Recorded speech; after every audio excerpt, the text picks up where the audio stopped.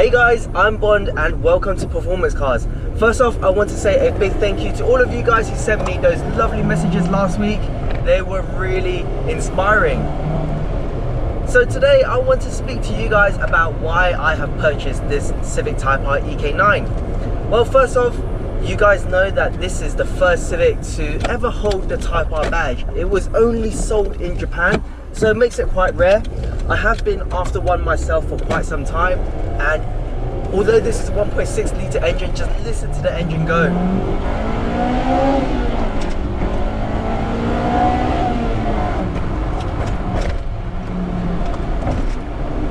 It only has 185 brake horsepower, but my god, once you're into that VTEC zone, guys, it doesn't feel like 185 brake horsepower. If you guys have ever driven one of these, you would understand what I am saying.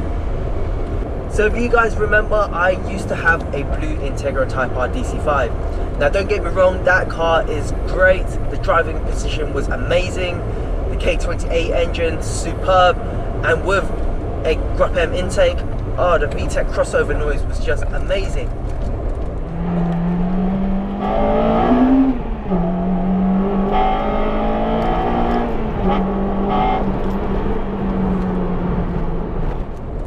But when my importer told me that he had found an EK9 within the specs and the price range of what I wanted, I immediately told him, import it over, and we struck a deal.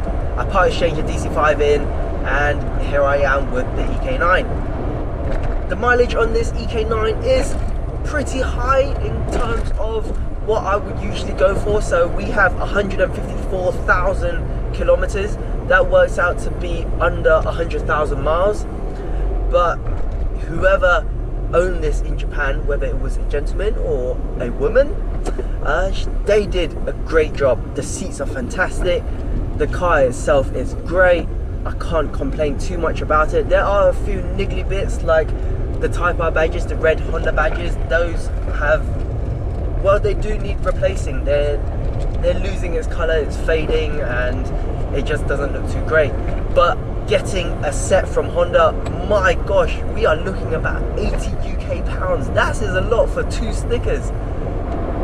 And the question I get asked the most, Bond, why did you spend so much money on a 20-year-old car which is slow, it doesn't have a turbo, you could have got a faster car, a newer car, you could get pops and bangs, etc, etc. Well guys, unfortunately this car has heritage. It is Honda's first Civic Type R. It's becoming very rare nowadays. The condition is great. It's 20 years old, don't forget. And you guys know me, I love Hondas. There's just something about it. The way that it screams to 9,000 RPM. Turbos of nowadays, I don't think you get that anymore. Even the FK8, it doesn't rev as high.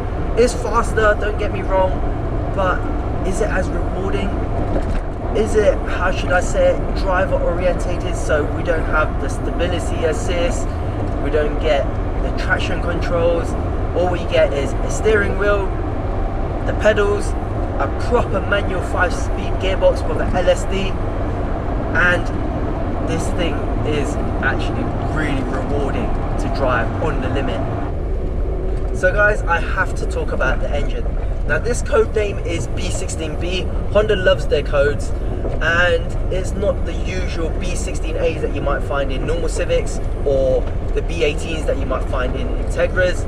So this was only made for the Civic Type R EK9. It's a bit like the S2000. The F20 was only made for that car.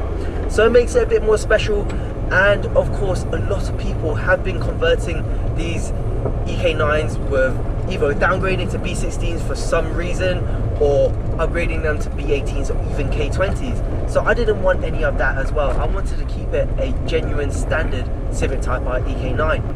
But that is why it is so important for myself to have a standard EK9. It just makes it just keeps its value, I suppose. So guys, as we are coming towards the end of this video, I do want to mention to you guys that last week I went to Sandam Park to have a go at their D-Max karts.